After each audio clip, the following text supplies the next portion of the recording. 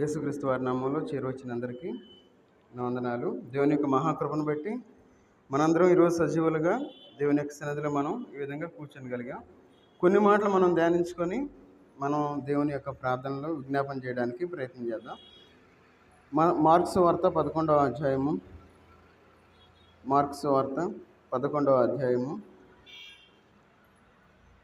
20వ వచనం దగ్గర నుండి 24వ వచనం 4 వచనాలు మార్చి చదువుకున్నాం. మార్క్స్ వార్త 11వ అధ్యాయము 20వ వచనం దగ్గర నుండి 24వ వచనం వరకు మార్చి చదువుకున్నాం. 11వ అధ్యాయము. ప్రొద్దున వారు మార్గంన పోవుచుండగా ఆ అంజూరపు చెట్టు వేళ్ళు మొదలుకొని ఎండి ఉండుట చూచిరి.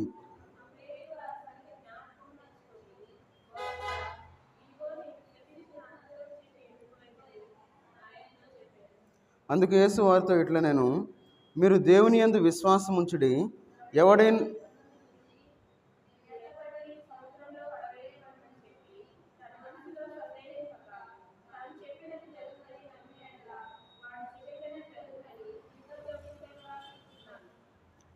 అందుచేతను ప్రార్థన చేయనప్పుడు మీరు అడుగుచున్న వాటి నెలను పొంది ఉన్నామని నమ్ముడి, అప్పుడు అవి మీకు కలుగునని మీతో చెప్పుచున్నాను.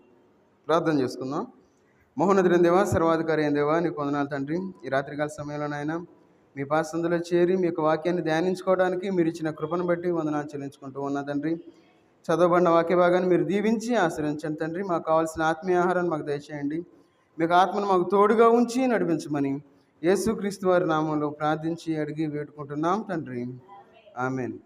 ఇక్కడ మనం చదువుకున్న వాక్య భాగాన్ని మనం పరిశీలించినట్లయితే, ఇక్కడ యేసుక్రీస్తు వారు శిష్యులు వాళ్ళు వెళ్తూ ఉన్నప్పుడు ఇక్కడ పేతురు గారు ఒక మాట జ్ఞాపకం చేస్తూ ఉన్నాడు. 21వ వచనంలో ఏమనంటే, అప్పుడు పేతురు ఆ సంగతి జ్ఞాపకం తెచ్చుకొని, బోధకుడా, ఇదిగో నీవు శపించిన అంజూరపు చెట్టు ఎండిపోయినని ఆయనతో చెప్పాను.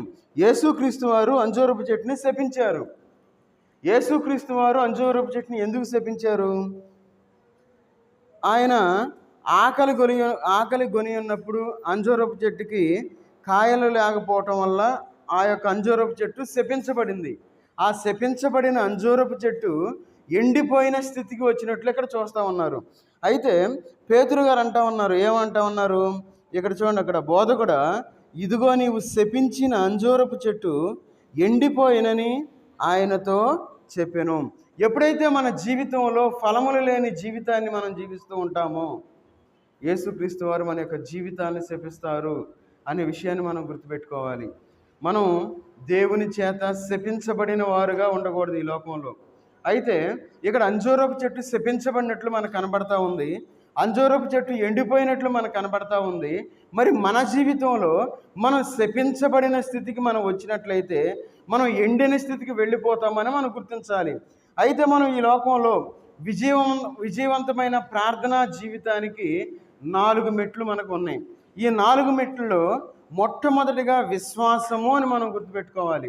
ఈ విశ్వాసము అనేది లేకపోతే మన జీవితాలు ఎండిపోతాయి అని ఇక్కడ మనకు దేవుని యొక్క వాక్య భాగంలో సెలవిస్తూ ఉన్నారు. అందుకంటున్నాడు ఇక్కడ 22వ వచనంలో అంటున్నాడు, అందుకు యేసు వారితో ఇట్లా, నేను మీరు దేవుని యందు విశ్వాసం ఉంచుడి. ఎవరైతే దేవుని యందు విశ్వాసం ఉంచకుండా ఈ లోకంలో జీవిస్తూ ఉంటారో వారి జీవితాలు ఎండిన స్థితికి వెళ్ళిపోతాయి. వాళ్ళు ఏమనుకుంటారంటే మేము పచ్చగా ఉన్నాము అనుకుంటారు, కానీ వారు ఎండిపోయిన స్థితికి వెళ్ళిపోతారని మనం గుర్తించాలి. ఎందుకు ఆ విధంగా వెళ్ళిపోతారంటే వారి జీవితంలో విశ్వాసం లేదు అని మనం గ్రహించాలి. అందుకంటున్నాడు ఇక్కడ, మీరు దేవుని యందు విశ్వాసం ఉంచుడి. ఎవరి జీవితాల్లో అయితే విశ్వాసం ఉంచేవారుగా ఈ లోకంలో జీవిస్తూ ఉంటారో వారి జీవితాలు పచ్చగా ఉంటాయని మనం గుర్తుపెట్టుకోవాలి. అందుకంటున్నాడు ఇక్కడ, ఎవడైనాను ఈ కొండను చూచి నీవు ఎత్తబడి సముద్రంలో పడవేయబడమని చెప్పి తన మనస్సులో సందేహింపక తాను చెప్పినది జరుగునని నమ్మిన ఎడల వాడు చెప్పినది జరుగునని మీతో నిశ్చయముగా చెప్పుచున్నాను. చూడండి, మన మనసులో అనుకుంటేనే జరిగిపోద్ది. మరి మనం ఈ జీవిత యాత్రలో మనం ఎంతగానో దేవుణ్ణి ప్రార్థన చేస్తూ ఉంటాం, ఎంతగానో దేవుని యొక్క సన్నిధిలో మనం గోజాడుతూ ఉంటాం, మనం ఎంతో కన్నీటి ప్రార్థన చేసేవారుగా ఉంటాం. మరి ఎందుకు ఆ విధంగా జరగటం లేదు అంటే మన జీవితంలో విశ్వాసం లేని వారుగా ఈ లోకంలో జీవిస్తూ ఉన్నామని మనం అర్థం చేసుకోవాలి. ఎందుకంటే మనం ఎండిన స్థితిలో మనం దేవుణ్ణి ప్రార్థించేవారుగా ఉన్నాం. ఎండిన స్థితిలో ఉన్నప్పుడు మనం దేవుణ్ణి ప్రార్థిస్తే దేవుడు మన యొక్క ప్రార్థన ఆలకించడు. అందుకే అన్నాడు అక్కడ కంటిన్యూ 24 వచనంలో, అందుచేతను ప్రార్థన చేయనప్పుడు మీరు అడుగుచున్న వాటి నెలను పొంది ఉన్నామని నమ్ముడి. నమ్మకము అంటే విశ్వాసము. మన జీవితంలో విశ్వాసాన్ని మనం కలిగి జీవించాలి. ఈ లోకంలో మనం ఎప్పుడైతే విశ్వాసాన్ని కలిగిన వారుగా ఈ లోకంలో జీవిస్తామో మనం కావలసిన ప్రతిదీ దేవుడు ఇస్తానని చెప్పి ఇక్కడ సెలవిస్తూ ఉన్నాడు. ఎందుకన్నాడు ఏమని? అడుగుచున్న వాటి నెలను పొంది ఉన్నామని నమ్ముడి, అప్పుడు అవి మీకు కలుగునని మీతో చెప్పుచున్నాను. ఇక్కడ అంజూరపు చెట్టు శపించబడింది దేవుని యొక్క మాట ద్వారా. అయితే ఇక్కడ ఒక మాట మనకు కనబడతా ఉంది, కొండను చూసి పడిపోమంటే ఆ కొండ కూడా లెగిసి వెళ్ళి పడిపోద్ది సముద్రంలో అని చెప్పి మనకి ఇక్కడ కనబడతా ఉంది. అంటే మన యొక్క విశ్వాసాన్ని బట్టి క్రియలు జరుగుతాయని ఇక్కడ దేవుని యొక్క వాక్య భాగం సెలవిస్తూ ఉన్నారు. అయితే మన యొక్క విశ్వాసం ఎట్లా ఉంది? ఈ లోకంలో మనం విశ్వాసులము అని చెప్పుకుంటూ ఈ లోకంలో జీవిస్తూ ఉన్నాం. మరి మన విశ్వాసం ఎట్లా ఉంది? మరి మనం ఎంత విశ్వాసంలో అభివృద్ధి చెందేము అనే విషయాన్ని మనం జ్ఞాపకం చేసుకోవాలి. అంటే కొండ అనేది మన యొక్క సమస్యలు, మన యొక్క అడ్డంకులు, మన యొక్క అనారోగ్యాలు, మన యొక్క బాధలకి గుర్తుగా ఉంది. ఈ లోకంలో ఎన్ని కొండలతో మనం బాధపడతా ఉన్నామో, ఎన్ని కొండలు మనకు అడ్డుగా ఉన్నాయో, ప్రతి కొండను మనం తీసివేయమని దేవుని యొక్క సన్నిధిలో మనం ప్రార్థించేవారుగా ఉండాలి. దేవుడు మన విశ్వాసంతో మనం ఎప్పుడైతే ప్రార్థించేవారుగా ఉంటామో ప్రతి కొండని దేవుడు తీసివేసేవాడుగా ఉన్నాడు. చూడండి, అందుకే యోహాను సువార్త 14వ అధ్యాయము 12వ వచనం చదవండి. యోహాను సువార్త 14వ అధ్యాయము 12వ వచనం.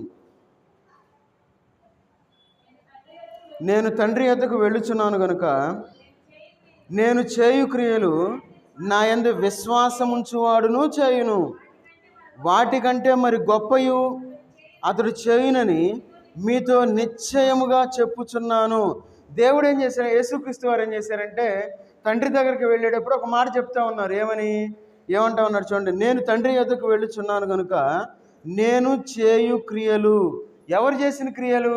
యేసుక్రీస్తు వారు ఏ క్రియలైతే ఈ లోకంలో చేసి ఉన్నారో ఆ క్రియలు ఎవరైతే విశ్వాసం కలిగి ఉంటారో వాళ్ళు చేస్తారని చెప్పి చాలా సూటిగా చెప్పి ఉన్నారు. మరి మనం ఎందుకు చేయలేకపోతా ఉన్నాం? ఈ లోకంలో మనం ఏం చేస్తూ ఉంటామంటే ఏదో నామకార్థమైన భక్తి చేస్తూ ఈ లోకంలో జీవిస్తూ ఉన్నాం. మనం విశ్వాసం కలిగి ఈ లోకంలో జీవిస్తామని చెప్పుకుంటూ మభ్యపడుతూ ఈ లోకంలో జీవిస్తూ ఉన్నాం. మరి యేసుక్రీస్తు వారు ఆయన స్వస్థతలు చేశారు. ఆయన స్వస్థతలు చేసినప్పుడు ఎట్లా కలుగుతూ ఉన్నాయి ఒకసారి మనం పరిశీలన చేసుకుందాం. మన యొక్క జీవితంలో యేసుక్రీస్తు వారు ఏదైతే చేసి ఉన్నారో అదే విధంగా మన యొక్క జీవితంలో మనం విశ్వాసాన్ని మనం కలిగి ఉంటే అలాంటి క్రియలు జరుగుతాయి అని చెప్పి దేవుని యొక్క వాక్య భాగం సెలవిస్తూ ఉంది. అందుకే విశ్వాసం ఉంచేవాళ్ళు గొప్ప వాటిని చూస్తారు అని చెప్పి దేవుని యొక్క వాక్య భాగం మనకి సెలవిస్తూ ఉంది. మన యొక్క జీవితంలో మనం దేవుని వైపు చూసేవారుగా ఉండాలి, విశ్వాసంతో జీవించేవారుగా ఉండాలి. ఈ లోకంలో మనం కొండల వైపు మనం చూసేవారుగా ఉండకూడదు. కొండ అనేది సమస్య. మనం సమస్య వైపు మనం ఎప్పుడైతే ఈ లోకంలో చూస్తూ ఉంటామో దేవుని దగ్గరికి రాలేని స్థితిలో ఈ లోకంలో మనం ఉంటాము అనే స్థితిని మనం గుర్తుపెట్టుకోవాలి. అందుకే చూడండి, మనం చూసుకున్నట్లయితే కానాను వేగుల వారు కానానికి వెళ్ళినట్లు మనం చూస్తూ ఉన్నాం బైబిల్లో. వాళ్ళు ఏమంటా ఉన్నారు? ఉన్నత దేవులుగా ఉన్నారు. వారు వీళ్ళని చూస్తానికి మిడతలుగా కనపడతా ఉన్నారు. చూడండి, సంఖ్యాకాండం 13వ అధ్యాయము 28వ వచనం చదవండి. అయితే ఆ దేశములో నివసించే జనులు వారి పట్టణములు ప్రాకారము గలవి, అవి మిక్కిలి గొప్పవి, మరియు అక్కడ అనాకీయులను చూచితిమి. ఇక్కడ చూడండి, ఇక్కడ ఏమంటా ఉన్నారు? ఆ దేశములో నివసించు జనులు బలవంతులు. చూడండి, ఇక్కడ వీళ్ళు ఏం చేస్తూ ఉన్నారు? దేవుని వైపు చూడట్లా, వీళ్ళు ఆ యొక్క మనుషుల వైపు చూస్తూ ఉన్నారు. ఏమంటా ఉన్నారు? అయ్యా వాళ్ళు అక్కడ ఉన్న వాళ్ళు చాలా బలం కలిగిన వాళ్ళుగా ఉన్నారు, వాళ్ళు చాలా మేము చూస్తే మేము మిడతల్లాగా ఉన్నాము. చూడండి, 33వ వచనం చదవండి. ఏదో అధ్యాయం. అక్కడ నెఫీలీయుల సంబంధులైన అనాకు వంశపు నెఫీలీయులను చూచితిమి, మా దృష్టికి మేము మిడతల వలె ఉంటిమి, వారి దృష్టికి అట్లే ఉంటిమనిరి. చూడండి, మిడతల వలె కనపడతా ఉన్నారు. చూడండి, మన దేవుడు గొప్పవాడైన ఆయన అద్భుత కార్యాలు చేసేవాడు. అయితే వీళ్ళు ఏం చెప్పాలి, వీళ్ళు అక్కడికి వెళ్ళి చూశారు, వేగుల వారు అక్కడికి వెళ్ళారు. అయితే వాళ్ళ గురించి ఏమని స్టేట్మెంట్ ఇస్తా ఉన్నారు, అయ్యా వాళ్ళు ఉన్నత దేవులుగా ఉన్నారు, వాళ్ళు బలవంతులుగా ఉన్నారు, అయ్యా మేము మిడతల్లాగా ఉన్నాం, మా దృష్టికి మేమే మిడతల్లాగా ఉన్నాం, వాళ్ళ దృష్టికి కూడా మేము కూడా అంతే ఉన్నామని చెప్పి వాళ్ళు అక్కడ స్టేట్మెంట్ ఇస్తూ ఉన్నారు. ఈ లోకంలో కూడా మనం అనుకుంటూ ఉంటాం, మన యొక్క సమస్యను చూసి, మన యొక్క బాధను చూసి, మన యొక్క వేదన చూసి, అయ్యో నాకు చాలా బాధ వచ్చేసింది, చాలా వేదన వచ్చి ఉన్నది, ఈ యొక్క వేదన నుండి నన్ను ఎవరు విడిపిస్తారని చెప్పి ఈ లోకంలో మనం అడుగుతూ ఉంటాం దేవుణ్ణి. అయితే మనం విశ్వాసం లేని వారుగా ఈ లోకంలో జీవిస్తూ ఉంటాం. అయితే మనం దేవుణ్ణి ఎరగాలి అంటే మనం ఏం చేయాలంటే, మనం బైబిల్ని చదివేవారుగా ఉండాలి. ఎవరైతే బైబిల్ని చదివేవారుగా ఈ లోకంలో జీవిస్తారో వారు దేవుణ్ణి ఎరిగిన వారుగా ఉంటారు. ఎవరైతే బైబిల్ చదవకుండా ఈ లోకంలో జీవిస్తూ ఉంటారో వారు దేవుణ్ణి ఎరగని వారుగా ఉంటారు. కాబట్టి మన యొక్క జీవితంలో ప్రార్థనకు విశ్వాసం ఎంతో అవసరమైనది. అట్లాగే విశ్వాసికి ప్రార్థన ఎంతో అవసరమై ఉన్నది. అయితే ఆ విషయాన్ని మనం మర్చిపోతూ ఉన్నాం. ఆ విషయాన్ని మనం మర్చిపోయి ఈ లోకంలో మనం జీవిస్తూ ఉన్నాం. అందుకే చూడండి, యేసుక్రీస్తు వారు పేతురు గారి యొక్క విశ్వాసం కోసం ప్రార్థన చేసినట్లు మనం చూడగలం. చూడండి, లోకాసు వార్త 22వ అధ్యాయము 32వ వచనం చదవండి. లోకాసు వార్త 22వ అధ్యాయము 32వ వచనం. మీ నమ్మిక తప్పిపోకుండానట్లు నేను నీ కొరకు వేడుకొంటిని. చూడండి, ఇక్కడ మీ నమ్మిక తప్పిపోకుండానట్లు వారి యొక్క విశ్వాసం కొరకు యేసుక్రీస్తు వారు ప్రార్థన చేస్తూ ఉన్నారు. మరి మన విశ్వాసం కోసం మనం ఎంత ప్రార్థన చేస్తూ ఉన్నాం? ఎప్పుడైనా మనం దేవుణ్ణి ప్రార్థన చేసామా, అయ్యా నా విశ్వాసాన్ని బలపరచు, నేను విశ్వాసగా ఎదిగేవాడిగా ఉండాలి అని మనం దేవుణ్ణి అడిగిన వారుగా ఈ లోకంలో జీవిస్తూ ఉన్నామా? మనం పరిశీలన చేసుకోవాలి. మనం ఎంతగా ఎక్కువగా మనం బైబిల్ని చదివేవారుగా ఉంటామో అంత ఎక్కువగా మనం దేవుణ్ణి ఎరుగుతామనే విషయాన్ని మనం గుర్తించాలి. మనం బైబిల్ చదవకుండా ఏదో నామకార్థంగా సంఘ కొడుకులకు వచ్చేసి నేను సంఘంలో ఉన్నాను, లేదా నేను దేవుణ్ణి ఆరాధిస్తూ ఉన్నాను, లేదంటే నేను శనివారం విజ్ఞాపన ప్రార్థన చేస్తూ ఉన్నాను, ప్రతి ఆదివారం బల్లో చేతులు వేస్తూ ఉన్నాను, నేను బలవంతుణ్ణి లేదంటే నేను బలవంతురాలిని అని విశ్వాసి అనుకోకూడదు.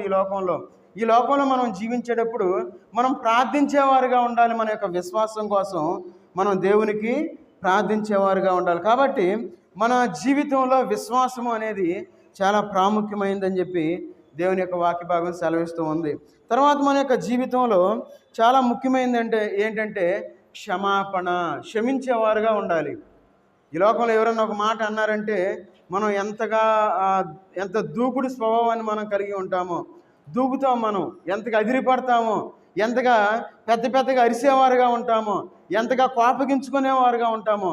అయితే బైబిల్లో మన యొక్క ప్రార్థనా జీవితం కరెక్ట్గా ఉండాలి అంటే మనం క్షమించేవారుగా ఉండాలి.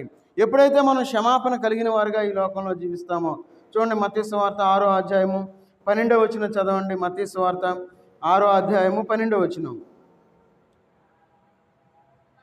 మా రుణస్థులను మేము క్షమించి ఉన్న ప్రకారము మా రుణములు క్షమించుము. మనం దేవునికి మనం ప్రార్థన చేసేటప్పుడు మనం ఏం చేయాలంటే మన రుణస్థుల్ని మనం ఏం చేయాలి? క్షమించేవారుగా ఉండాలి. మనం ఏం చేస్తామంటే మనం అందరి శత్రువులను మనం కలిగి ఉంటాం. మన యొక్క మనసులో ద్వేషభావాన్ని మనం కలిగి ఉంటాం, కోపాన్ని మనం కలిగి ఉంటాం. ఇవన్నీ పెట్టుకొని మనం దేవునికి ప్రార్థన చేసేవారుగా ఉంటాం. ఇవన్నీ పెట్టుకొని మనం దేవునికి ప్రార్థన చేస్తే దేవుడు మన మాట వినడు. మనం క్షమాపణ గుణాన్ని మనం కలిగి ఉండాలి, క్షమించాలి. ఒకవేళ మనల్ని చంపినా మనం ఏమనాలి? అయ్యా దేవుడు చూసుకుంటాడు, నేను క్షమిస్తూ ఉన్నాను అని మన వాళ్ళు క్షమించే మనసు కలిగిన వారుగా ఉండాలి. అలాంటి జీవితాన్ని మనం ఈ లోకంలో జీవించాలి. క్షమాపణ. అందుకంటా ఉన్నాడు చూడండి, యాకోబు పత్రిక 5వ అధ్యాయము 16వ వచనం. యాకోబు పత్రిక 5వ అధ్యాయము 16వ వచనం చదవడం తీసిన వారు. మీ పాపములను ఒకనితో ఒకడు ఒప్పుకొనుడి, మీరు స్వస్థత పొందినట్లు ఒకనికొకరు ప్రార్థన చేయుడి. నీతిమంతుని విజ్ఞాపన మనపూర్వకముదై బహు బలము గలదై ఉండును. ఇక్కడ మీ పాపములను ఒకనితో ఒకడు ఒప్పుకొనుడి. ఎవరైనా ఈ పని చేస్తూ ఉన్నారా? మనం వచనం చదువుతాం, చదివి ఏం చేస్తామంటే చివరి భాగాన్ని పట్టుకుంటాం. ఏమని? నీతిమంతుని విజ్ఞాపన మనపూర్వకమందై బహుబలము గలదై ఉండును, దేవుడు మిమ్మల్ని దీవించిన గాక అంటాం. మరి మన పాపాల విషయాల గురించి, మనం క్షమించవలసిన విషయాల గురించి, మన యొక్క ద్వేషాల గురించి మనం ఎందుకు మాట్లాడలేకపోతా ఉన్నాం? దేవుని యొక్క వాక్యాన్ని ముక్కలు చేసి చదువుతూ ఉన్నాం. దేవుని యొక్క వాక్యాన్ని కటింగ్ చేసి మనకు కావాల్సిన దాన్ని మనం తీసుకొని మిగతాది ఏం చేస్తూ ఉన్నాం? వదిలిపెడతా ఉన్నాం. అందుకంటున్నాడు, మీ పాపములను ఒకనితో ఒకడు ఒప్పుకొనుడి. ఎక్కడైనా ఇద్దరు ముగ్గురు చేరారు అనుకోండి, ఏమంటారు తెలుసా? ఒక మూడో వ్యక్తి గురించి చెప్పుకుంటారు. ఇద్దరు చేరితే ఎందుకు? పలానోడు మంచోడు కాదంట, పలానోడికి అసలు బైబిల్ ట్రైనింగే లేదంట, అసలు అభిషేకమే లేదంట, అసలు దుర్మార్గుడు అంట, ఇష్టం వచ్చినట్టు చేస్తాడంట అని ఇద్దరి గురించి మూడో వ్యక్తి గురించి చెప్పుకునేవారుగా ఉంటాం. ఎందుకు మనం ఆ విధంగా చెప్పుకోవాలి? సహజంగా ఈ లోకంలో జరిగే తంతది. ఈ లోకంలో లోకస్తులుగా ఎవరైనా అదే చేస్తారు. అయితే మన జీవితంలో మనం ఏం చేయాలంటే మన పాపాలని మనం ఒప్పుకునేవారుగా ఉండాలి. అయ్యా నేను పాపిని, నేను అబద్ధికుణ్ణి, నేను అబద్ధం ఆడాను, దేవుని కోపం నా మీదకి వచ్చింది, నన్ను క్షమించు అని మనం దేవుని సన్నిధిలో అడిగేవారుగా ఉండాలి. ఎవరిని అడగాలి? మన యొక్క సహోదరుని, ఒకరితో ఒకడు. అంటే మనం ద్వేషభావాన్ని ఎవరి మీదైతే మనం కలిగి ఉంటామో, ఎవరినైతే శత్రువులుగా మనం అనుకుంటూ ఉన్నామో ఆ శత్రువుతో మనం అనగడగాలి. ఏమని? అయ్యా నేను పాపిని, నన్ను క్షమించు అని చెప్పి మనం మన యొక్క పాపాల గురించి మనం చెప్పుకునేవారుగా ఉండాలి. ఒకవేళ అతని పాపం ఒక పాపి అయితే మనం దూరంగా ఉండొచ్చు, తప్పేమీ లేదు. అయితే మన యొక్క మనసులో ఎలాంటి ద్వేషాన్ని మనం పెట్టుకోకూడదు. క్షమాపణ గుణాన్ని మనం కలిగిన వారుగా ఈ లోకంలో మనం జీవించాలి. ఎందుకంటే మీ పాపములను ఒకనితో ఒకడు ఒప్పుకొనుడి. చెప్పాలి, అయ్యా నేను దుర్మార్గుణ్ణి, నేను దుష్టుణ్ణి, నేను పాపిని, నేను అబద్ధికుణ్ణి, నేను హింసకుడను, అనేక మంది మీద అనేకమైన అపవాదులు చేసి ఉన్నా, అనేక మంది మీద దుష్టులుగా ఉన్నాను అని అనేక మంది నన్ను దూషించేవారుగా ఉన్నారు.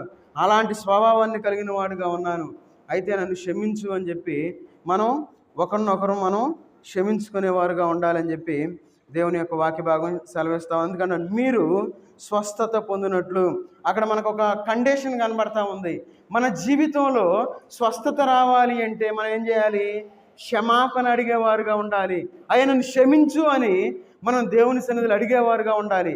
నోరు పార వేసుకునేవారుగా ఈ లోకంలో ఉండకూడదు. ఈ లోకంలో ఈరోజు మధ్యాహ్నం ఒక వీడియోలో ఒక అతను ఇట్లా డైరెక్ట్గా అంటా ఉన్నాడు. ఏమనంటే ఆ పాస్టర్ గారిని చంపింది మా వాళ్ళే, చంపేశారు, అసలు మంచిదని చెప్పి పబ్లిక్గా ఆ వీడియోలో చెప్తా ఉన్నాడు. ఎందుకు ఈ మాట చెప్తా ఉన్నానంటే మన జీవితాలు మనం ఎట్లా ఉంటామంటే మన శత్రువులకి ఏదైనా అయిందనుకోండి, మనం ఏం చేస్తాం? వాళ్ళకి అంతే జరగాలి, అది చేసాడు ఇది చేసాడు అని చెప్పి వాళ్ళు చేసిన మొత్తం మనం గుర్తుపెట్టుకునేవారుగా ఉంటాం ఈ లోకంలో. అయితే మనం క్షమించేవారుగా ఉండాలి. క్షమాపణ గుణాన్ని మనం కలిగి ఈ లోకంలో మనం జీవించాలి. అందుకే యేసుక్రీస్తు వారు సిలువ మీద ఆయన మరణించేటప్పుడు అంటాడు మొట్టమొదటి మాట ఏమనంటే, తండ్రి వీరిని క్షమించు. చూడండి, ఆయన ఎంతగానో బాధపడతా ఉన్నాడు, ఆయన ఎంతగానో వేదన పడతా ఉన్నాడు, ఆయన ఎంతగానో హింస పడతా ఉన్నాడు యేసుక్రీస్తు వారు. ఆ హింసలో వీరిని క్షమించు అని చెప్పి అడుగుతూ ఉన్నారు. చూడండి, ఆయన మనసు ఎంత మంచి మనసు. తెలుసు వాళ్ళు సిలువేస్తూ ఉన్నారు, ఆయన చంపుతారని తెలుసు, ఎంతో బాధపడతా ఉండి కూడా వీరిని క్షమించు, క్షమాపణ ఆ గుణాన్ని కలిగి ఉన్నారు యేసుక్రీస్తు వారు. కాబట్టి మనం ఈ రాత్రికాల సమయంలో మనం ఒక పేపర్ పెన్ను తీసుకొని ఒక పట్టిక రెడీ చేసుకుందాం. మనం ఎవరిని క్షమించాలి అని ఒక పట్టిక రెడీ చేసుకొని మనం వాళ్ళని క్షమించేవారుగా ఈ లోకంలో మనం జీవించాలి. ఒకవేళ అట్లా కాకుండా ఏముందలే, పర్వాలేదులే, మాట్లాడకపోతే అట్లా, నేను బాగా మాట్లాడతాను, బాగా తిడతాను, అంతగా అవసరమైతే నేను కొడతాను, మీదకు కూడా వెళ్తాను అనే స్థితిలో మనం ఉండకూడదు. క్షమాపణ కలిగి మనం ఉండాలి. తర్వాత మన యొక్క ప్రార్థనా జీవితంలో మెలకువగలిగిన వారుగా ఉండాలి. రాత్రికాల సమయంలో దేవుని సన్నిధిలో మనందరం మెలకువగా ఉండి మనం ప్రార్థన చేసాం. ఎవరు వస్తారా అనుకున్నాం, చాలా తక్కువ మంది అనుకున్నాం, కానీ దేవుని యొక్క మహాకృపను బట్టి పర్వాలేదు, చాలామంది వచ్చి ఉన్నారు. మనం అందరం దేవుని సన్నిధిలో ప్రార్థించగలిగాం. మెలకువగా ఉండి మనం ప్రార్థన చేసేవారుగా ఉండాలి. ఎప్పుడైతే మనం అలాంటి స్వభావాన్ని మనం కలిగి ఉంటామో దేవుడు మన యొక్క జీవితంలో అనేకమైన గొప్ప క్రియలు చేస్తాడు. మరి మెలకువగా ఉండాలంటే మరి ఏం చేయాలి? మనం మెలకువగా ఉండాలి అంటే అది ఇన్స్టెంట్గా రాదు. ఇప్పుడు ఉదాహరణకి మనకి కాఫీ పొడి, ఇన్స్టెంట్ కాఫీ పొడి ఉంది, తర్వాత వేరే కాఫీ పొడి, 2 రకాలు ఉంది. ఇన్స్టెంట్ అంటే డైరెక్ట్గా మనం పాలలో వేసుకోగానే మనకి కాఫీ రెడీ అయిపోద్ది. అట్లా కాకుండా పాతది అంటే నార్మల్ కాఫీ అయితే ఏం చేయాలి, బాగా పాలని బాగా మరిగించి వాటిలో కాఫీ పొడి వేసి కొంత టైం ఉంచి చేయాలి. అయితే మన యొక్క ప్రార్థనా జీవితం ఇన్స్టెంట్గా ఉండకూడదు. మనం ఈ దేవుని యొక్క సన్నిధిలో మెలకువగా ఉండాలి. మెలకువ అనేది ఇన్స్టెంట్గా మన జీవితాల్లోకి రాదు. దానికి మనకు శిక్షణ అవసరమైనది. ఈ శిక్షణ అనేది ఎట్లా ఉంటుందంటే చూడండి, దేవుని యొక్క వాక్య భాగంలో యోహాను సువార్త 18వ అధ్యాయము, యోహాను సువార్త 18వ అధ్యాయము 2వ వచనం చదవండి.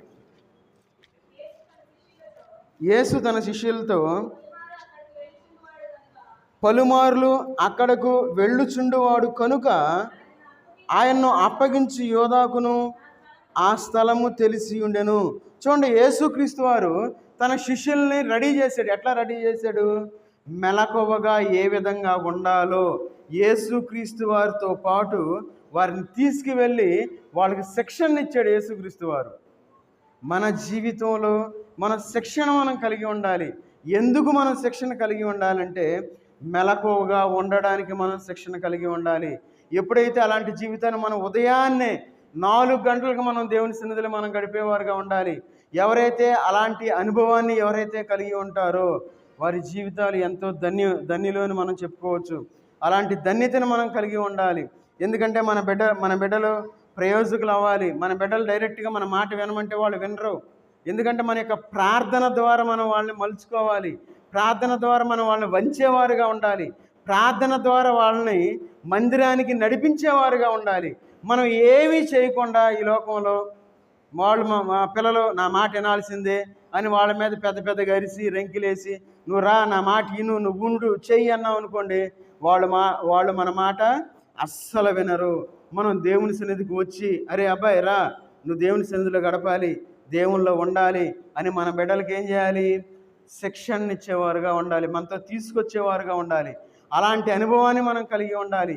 దేవుని సన్నిధికి వచ్చే అనుభవాన్ని ఎవరైతే కలిగి ఉంటారో వారి బిడ్డల్ని తీసుకొని రాగలుగుతారు, వారి భర్తల్ని భార్యల్ని తీసుకొని రాగలుగుతారు, వారి కుటుంబంతో దేవుని యొక్క సన్నిధిలో ఉండగలుగుతారు. మనమే దేవుని సన్నిధికి రాము, మరి ఎట్లా ఉంటాం? మనం చాలా జాగ్రత్తగా ఉండాలి ఈ లోకంలో.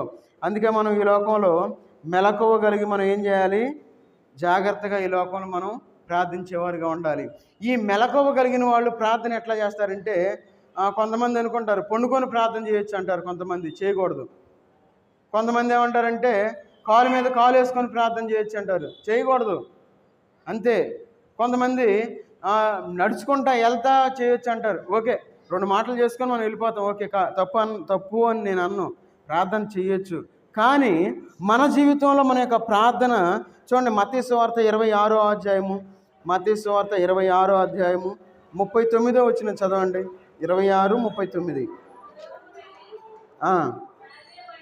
సాగిలపడి నా తండ్రి సాధ్యమైతే ఈ గిన్నె నా యొద్ద నుండి తొలగిపోనిమ్ము చాలు. ఇక్కడ ఏమని కనబడతా ఉంది? కొంత దూరము వెళ్ళి సాగిలపడి. ఎవరు సాగిలపడతా ఉన్నారు? యేసుక్రీస్తు వారు కూడా నేను చాలా కష్టపడాలి, నేను సిలువ వేయబడాలి, ఇక నేనేం వెళ్తామని రెస్ట్ తీసుకుందాం, కాసేపు పండుకొని దేవునికి ప్రార్థన చేస్తాం అని యేసుక్రీస్తు వారు అనుకోవాలా. ఆల్ నైట్ ప్రేయర్కి వెళ్ళాక రాత్రి 1:30, 2 అయ్యింది, ఇంకేం వెళ్తామని అనుకోవాలా. యేసుక్రీస్తు వారు సాగిలపడి ప్రార్థన చేస్తూ ఉన్నట్లు మనకు బైబిల్లో కనపడతా ఉంది. చూడండి, ఆయన ఏ విధంగా అయితే ఈ లోకంలో జీవించారో అదే విధంగా మనల్ని కూడా జీవించమని చెప్పి మనకు చెప్పిన గొప్ప దేవుణ్ణి మనం కలిగి ఉన్నాం. చూడండి, యేసుక్రీస్తు వారు సాగిలపడి అంటే ఎట్లా మనం సాగిలపడాలి? మన 2 మోకాళ్ళు దేవుని సన్నిధిలో ఉంచి సాగిలపడి మనం దేవునికి ప్రార్థించేవారుగా ఉండాలి. మరి మన ప్రార్థన ఎట్లా ఉంది? ఎట్లా ప్రార్థన చేస్తా అంటే ఒక కాలు ముడుస్తాం, ఒక కాలు ముందుకు పెడతాం, మన ఇష్టం. ఎవరు అడుగుతాం? ఒకవేళ గట్టిగా అడిగామనుకోండి, అయ్యా 4 దిగ్గలు 4 మందిరాలు ఉన్నాయి, నా ఇష్టం వచ్చిన మందిరానికి వెళ్తాను, నువ్వేంది అంటే చెప్పేదంటాం. జాగ్రత్తగా ఉండాలి. వాక్యం చేత హెచ్చరించబడినప్పుడు వాక్యానుసారంగా ఈ లోకంలో జీవించాలి. ఒకవేళ ప్రధానమంత్రి వచ్చి ఇక్కడ నిలబడి మాట్లాడుతూ ఉన్నట్లయితే ప్రధానమంత్రి ముందు మనం 2 కాళ్ళు సాపుకొని కూర్చుంటామా? లేదంటే ఒక్కాలు సాపుకొని కూర్చుంటామా? ఏం చేస్తాం? ఒకవేళ కాళ్ళు నొప్పులు అయితే పైన కూర్చొని చాలా జాగ్రత్తగా అలర్ట్గా ఉంటాం, ఆయన ఏం చెబుతాడా అని చెప్పి. అంతకంటే గొప్ప దేవుణ్ణి మనం కలిగి ఉన్నాం. ఎంత గొప్ప దేవుణ్ణి మనం కలిగి ఉన్నప్పుడు మనం ప్రార్థన చేసేటప్పుడు మనం సాగిలపడి ఎందుకు ప్రార్థన చేయలేకపోతా ఉన్నాం? చూడండి, అలాంటి స్థితిలో మనం జీవిస్తూ ఉన్నాం. మనం సాగిలపడి ఎవరైతే ప్రార్థించేవారుగా ఉంటారో వారు మెలకువ కలిగిన వారు అని మనం గుర్తించాలి. ప్రార్థన చేసేటప్పుడు ఖచ్చితంగా ఆ ప్రార్థనలో మనం ఏకీభవించేవారుగా ఉండాలి. నేను మందిరానికి వచ్చి వాళ్ళు ప్రార్థన చేస్తున్నారు, నేను బైబిల్ చదువుతానంటే కుదరదు. మందిరానికి వచ్చి నేను పాటల పుస్తకం తీసి నేను పాట నేర్చుకుంటానంటే కుదరదు. లేదా నేను ఫోన్ తీసుకొని నేను యూట్యూబ్ చూసుకుంటాను, లేదంటే వాట్సాప్ చూస్తానంటే కుదరదు. ప్రార్థనకు వచ్చినప్పుడు మనం ఏం చేయాలి? వారు చేసే ప్రార్థనతో మనం ఏకీభవించవలసిందే. ఒకవేళ మనం ఏకీభవించకపోతే అది మనం ఇంట్లో ఉండటం చాలా మంచిది. ఎందుకంటే దేవుని సన్నిధికి వచ్చి మనం దేవుని యొక్క కళ్ళు మనం కప్పలేము. ఎందుకంటే దేవుడు మనల్ని చూస్తూ ఉంటాడు, మన జీవితాన్ని పరిశీలిస్తూ ఉంటాడు. కాబట్టి దేవుని సన్నిధిలో మనం ఎంతో జాగ్రత్తగా మెలకువ కలిగి ఈ లోకంలో జీవించాలి. మెలకువ లేకుండా ఏముందిలే అన్నట్లు ఈ లోకంలో మనం జీవించకూడదు. అలాంటి జీవితాలు మనం జీవించకూడదు. అందుకే మనం ఈ లోకంలో మనం జీవించేటప్పుడు ఎట్లా సాగిలపడి మనం దేవుని యొక్క సన్నిధిలో మనం ప్రార్థించేవారుగా ఉండాలి. తర్వాత మత్తయి సువార్త 26వ అధ్యాయంలోనే 39వ వచనం చదవండి. 39వ వచనం.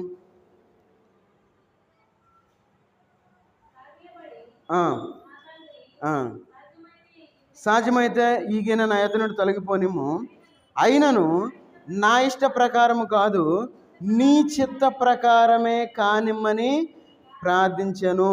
ఈ లోకంలో మనం ఏం చేయాలంటే దేవుని యొక్క చిత్తానికి మనం అర్పించుకునేవారుగా ఉండాలి.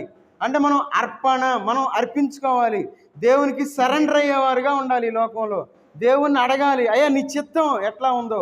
ఒకవేళ మనం అనారోగ్యంతో బాధపడుతూ ఉన్నాం అనుకోండి, మనం దేవుణ్ణి అడగాలి, ఏమని? అయ్యా నీ చిత్తం అయ్యా ఈ లోకంలో ఉంచుకుంటే నేను ఆరాధిస్తాను, నిన్ను పూజిస్తాను. ఒకవేళ ఈ లోకంలో ఉండడం నీకు ఇష్టం లేకపోతే సంతోషంతో నీ దగ్గరకు వస్తాను, నీ చిత్తమే జరగాలి అని మనం ప్రార్థించేవారుగా ఉండాలి. అదేవిధంగా యేసుక్రీస్తు వారు ఆ విధంగా ప్రార్థిస్తూ ఉన్నారు. చూడండి, 42వ వచనం చదవండి. మరలా 2వ మారు వెళ్ళి, నా తండ్రి, నేను దీన్ని త్రాగితేనే కానీ ఇది నా యొద్ద నుండి తొలగిపోవుట అసాధ్యమైతే నీ చిత్తమే సిద్ధించుగాక అని ప్రార్థించి, మన జీవితంలో ఆయన చిత్తాన్ని మనం గ్రహించి మనం ప్రార్థించేవారుగా ఉండాలి. ఆయన చిత్తానుసారంగా ఈ లోకంలో మనం ప్రార్థించాలి. 44వ వచనం చదవండి. ఆయన వారిని మరలా విడిచి వెళ్ళి ఆ మాటలే చెప్పుచు 3వ మారు ప్రార్థించెను. మన జీవితంలో దేవుని యొక్క చిత్తాన్ని మనం గ్రహించాలి. ఆయన చిత్తానుసారంగా మనం ప్రార్థించేవారుగా ఉండాలి. ఎందుకే చూడండి, లోకాసువార్త 22వ అధ్యాయం 42వ వచనం చదవండి.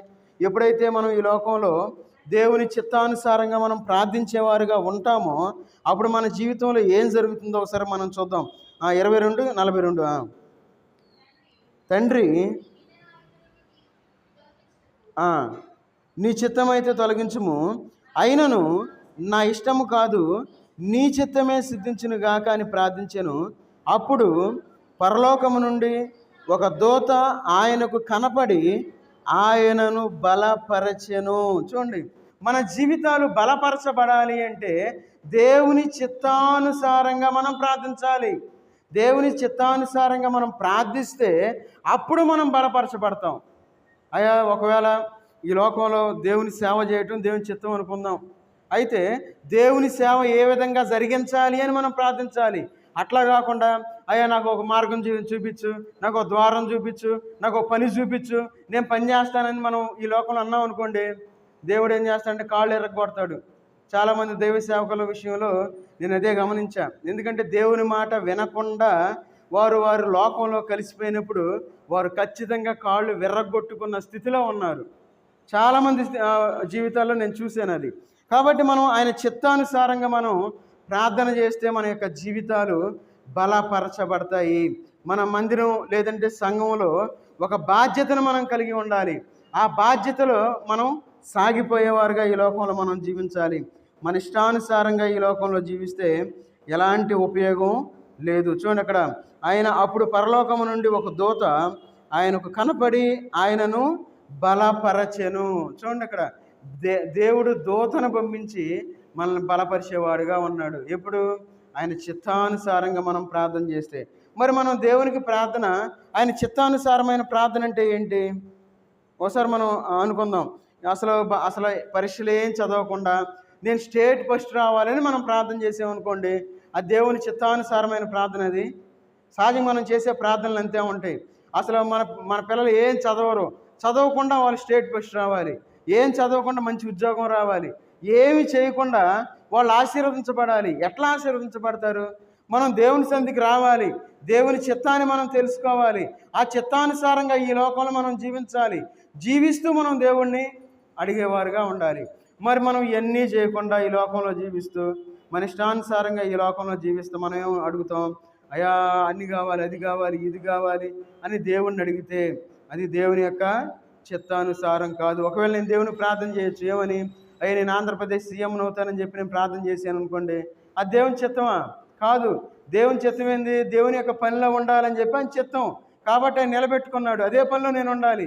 అట్లా కాకుండా నేను ఏదో అవ్వాలి, నేను ఏదో చేయాలని చెప్పి లోకం వైపు చూసి లోకంలో కలిసిపోయాను అనుకోండి, దేవుడు ఏం చేస్తాడు?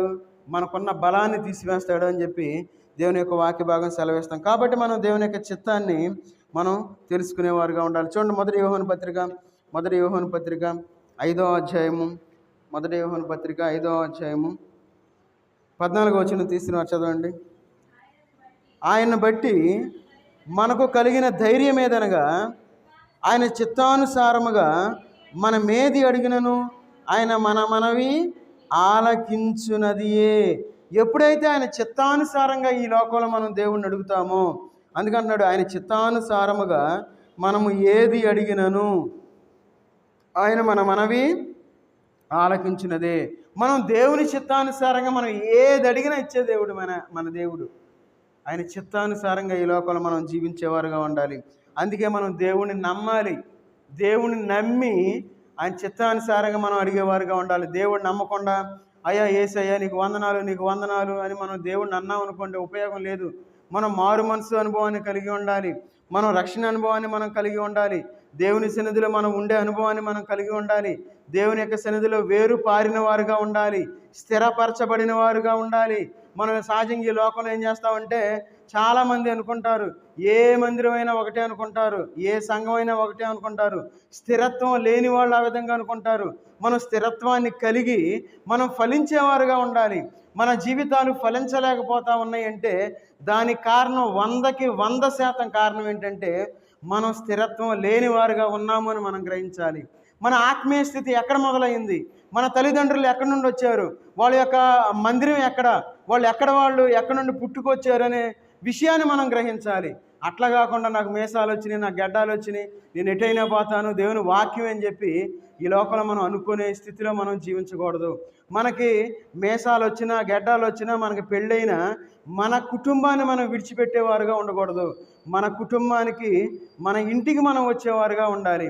ఈ లోకంలో మనం సహజంగా మనం ఏం చేస్తామంటే మన యొక్క ఇంటిని మర్చిపోయిన వారుగా ఉన్నాం, స్థిరత్వం కలిగి లేని వారుగా ఈ లోకంలో జీవిస్తూ ఉన్నాం. ఈ స్థిరత్వం లేని వారుగా ఉన్నాం కాబట్టి మనం ఆశీర్వాదాన్ని చూడలేని స్థితిలో మనం ఈ లోకంలో జీవిస్తూ ఉన్నాం. మనం ఈ లోకంలో ఆశీర్వదించబడాలి అంటే ఖచ్చితంగా మనం ఏం చేయాలి? దేవుని యొక్క సన్నిధిలో మనం ఉండేవారుగా ఉండాలి. చూడండి, చివరిగా యాకోబు పత్రిక 4వ అధ్యాయము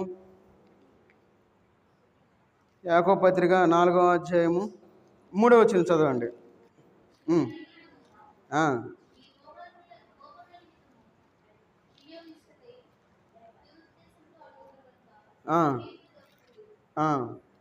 ఈ లోకంలో సహజంగా ఇక్కడ యాకోబు పత్రికలో ఏమని రాయబడి ఉందంటే, యాకోబు పత్రిక 4వ అధ్యాయము 3వ వచనంలో, మీరు అడిగినను మీ భోగముల నిమిత్తము వినియోగించుటకై దురుద్దేశముతో అడుగుదురు కనుక మీకేమీ దొరుకుటలేదు.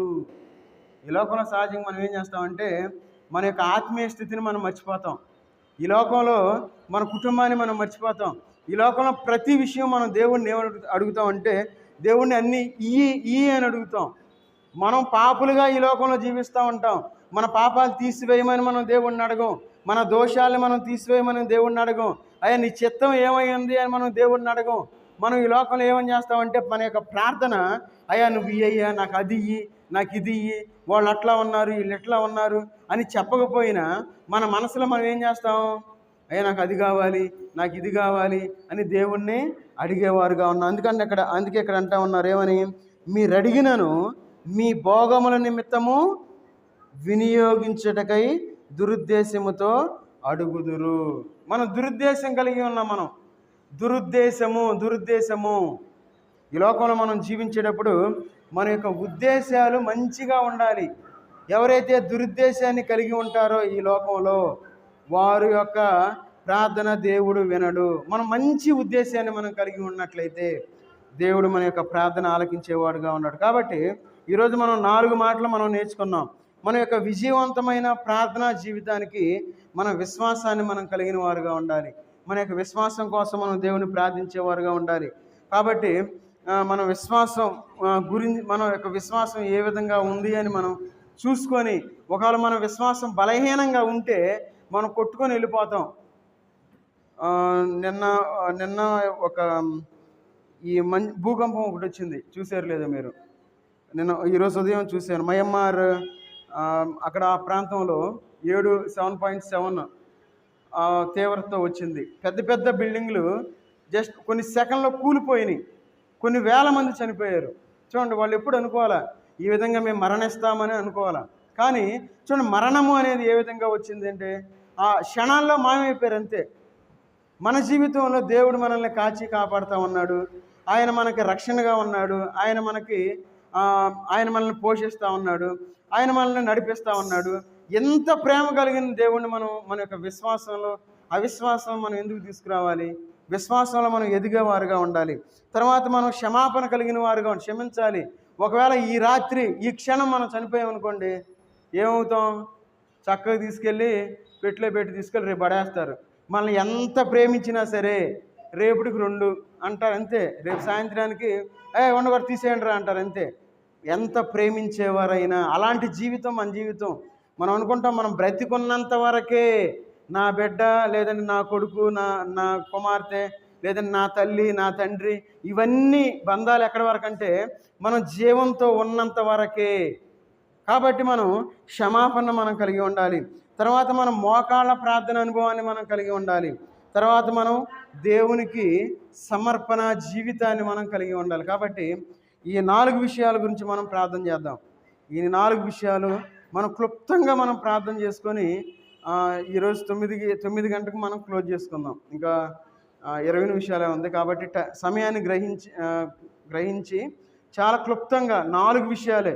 ఈ 4 విషయాలు మనం దేవుని యొక్క సన్నిధిలో మనం ప్రార్థన చేసి, ఈ 4 విషయాల్లో మనం ఎట్లా ఉన్నాం అనే విషయాల గురించి మనం విజ్ఞాపన చేసి ముగించుకుందాం. అందరూ తల్ల వంచి ప్రార్థన చేయండి.